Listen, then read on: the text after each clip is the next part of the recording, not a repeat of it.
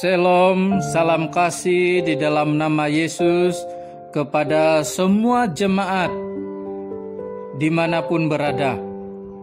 Selamat memperingati kemerdekaan. Kita bersyukur karena Tuhan sentiasa memberikan kita kesempatan untuk beribadah dan mendengar firman Tuhan. Hari ini kita belajar firman Tuhan yang diambil di dalam Roma 6 ayat 12 sehingga 14.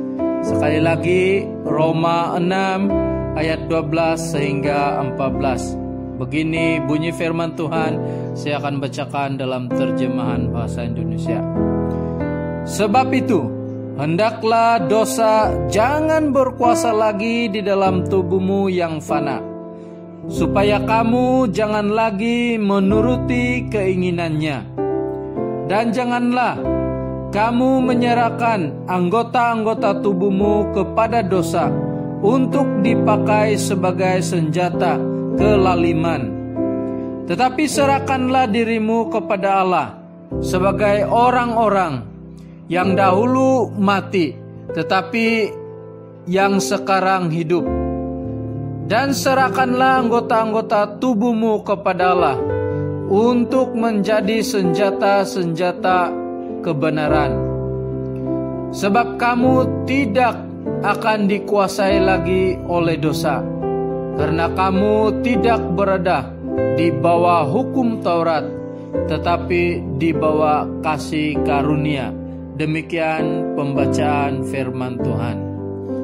Saudara yang dikasihi oleh Tuhan, tema kita pada bulan ini penyerahan diri kepada Tuhan. Dan tema inilah yang akan kita sama-sama renungkan dan pelajari pada minggu ini. Penyerahan diri kepada Tuhan.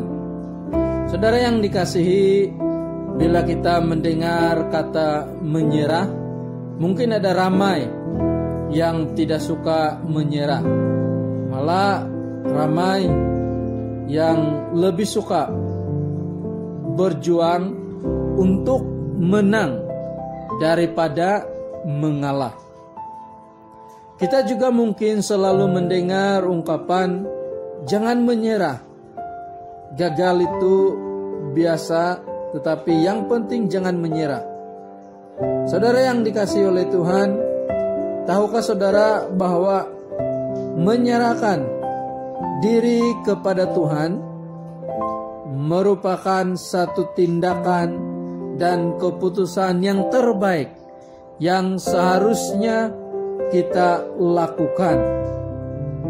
Sebab itu firman Tuhan di dalam Roma 12 ayat 1, persembahkanlah dirimu sebagai persembahan yang kudus, sebagai persembahan yang hidup, sebagai persembahan yang berkenan kepada Tuhan. Mempersembahkan tubuh kita kepada Tuhan.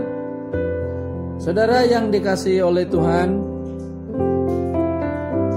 menyerahkan diri kepada Tuhan, ini tema kita.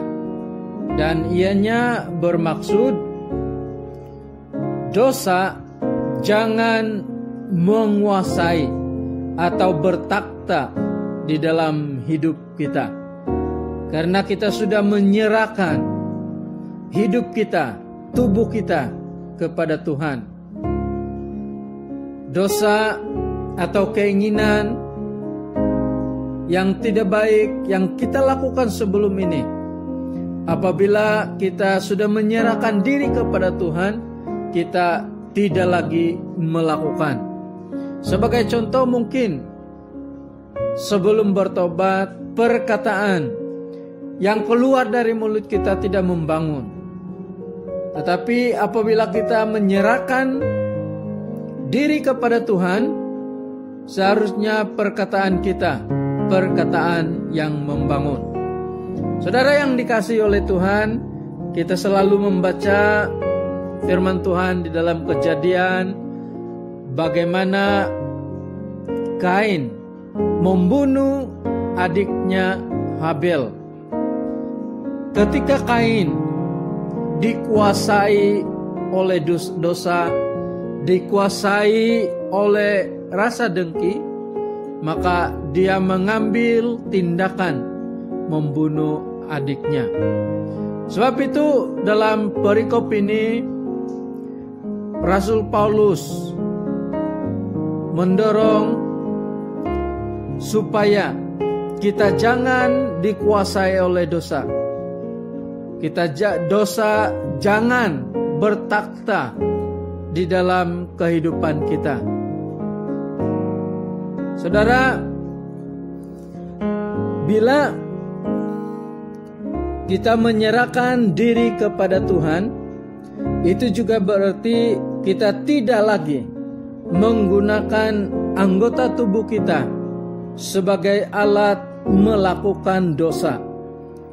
Firman Tuhan yang kita sudah baca di dalam ayat yang ke-13, janganlah kamu menyerahkan anggota tubuhmu kepada dosa. Jadi ketika kita menyerahkan diri kepada Tuhan, tubuh kita tidak lagi boleh digunakan untuk melakukan kejahatan. Maksudnya, bila kita dikaruniakan oleh Tuhan mata untuk melihat, kita melihat hal-hal yang memberkati, membaca Alkitab, dan bukan digunakan untuk melihat sesuatu yang tidak baik. Kalau kita dikaruniakan dengan kaki, kita gunakan untuk berjalan, kita gunakan untuk berjalan melayani, dan bukan kita gunakan untuk mencederakan orang lain. Kalau Tuhan karuniakan kita, atau Tuhan mengaruniakan kita kebijaksanaan, hikmat, kita menggunakan itu untuk membangun orang lain dan bukan untuk menipu orang lain. Dengan kata yang lain, apapun bahagian anggota tubuh yang sudah Tuhan berikan kepada kita, kita jangan lagi gunakan untuk melakukan yang jahat, tetapi kita melakukan atau menggunakan untuk melayani dan memuliakan nama Tuhan.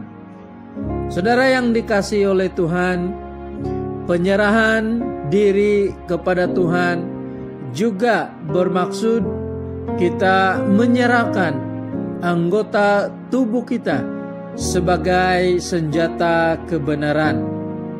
Dikatakan di dalam ayat yang ke-13 bahwa serahkanlah dirimu kepada Allah.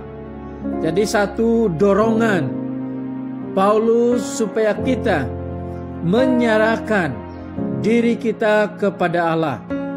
Kita menyerahkan anggota tubuh kita supaya dipakai untuk memuliakan Tuhan. Kita menyerahkan anggota tubuh kita untuk melakukan firman Tuhan. Kita menyerahkan anggota tubuh kita untuk melayani, melakukan kehendak Tuhan. Saudara yang dikasihi oleh Tuhan, jangan lagi menyatakan nanti baru saya mau menyerahkan hidup saya kepada Tuhan. Nanti baru saya mau menyerahkan tubuh saya untuk melayani kepada Tuhan. Tetapi ambil keputusan sekarang untuk menyerahkan hidup kita kepada Tuhan. Pasti apabila kita sebagai anak-anak Tuhan mengambil keputusan untuk menyerahkan seluruh keberadaan kita, anggota tubuh kita kepada Tuhan, pastinya gereja Tuhan akan bertumbuh dengan baik. Menyerahkan diri kepada Tuhan karena kita sudah menerima kasih karunia daripada Tuhan di dalam ayat yang ke-14. Saudara yang dikasihi Tuhan, apakah itu kasih karunia? Kasih karunia adalah keselamatan. Percuma yang kita terima daripada Tuhan, bukan hasil usaha kita. Sesuai dengan firman Tuhan di dalam Efesus 2 ayat yang ke-8, bahwa kita menerima keselamatan karena iman dan bukan hasil usaha, tetapi itu adalah pemberian atau anugerah daripada Tuhan. Itu sebabnya Allah memiliki hak yang mutlak untuk meminta supaya kita menyerahkan hidup kita kepada Tuhan. Allah mempunyai hak untuk meminta supaya kita mempersembahkan hidup kita kepada Tuhan, karena Tuhan sudah membeli kita dengan harga yang mahal, yaitu anak domba Allah telah membeli kita. Yesus Kristus menebus kita, dan karena penebusan Yesus itulah maka Tuhan memang mempunyai hak untuk meminta kepada saya dan saudara untuk menyerahkan hidup kita kepada Tuhan. Ada kebenaran cerita dalam khotbah seorang pendeta, yaitu pendeta Beni, di mana dia menceritakan seorang hamba Tuhan melawat jemaatnya yang sakit kanker di hospital. Dan pada kali ini pendeta melawat dengan membawa sekuntum bunga yang layu. Setelah 30 menit bersama-sama dengan jemaatnya, pendeta ini mengajak jemaatnya itu berdoa. Dan setelah berdoa, pendeta ini minta izin untuk pulang.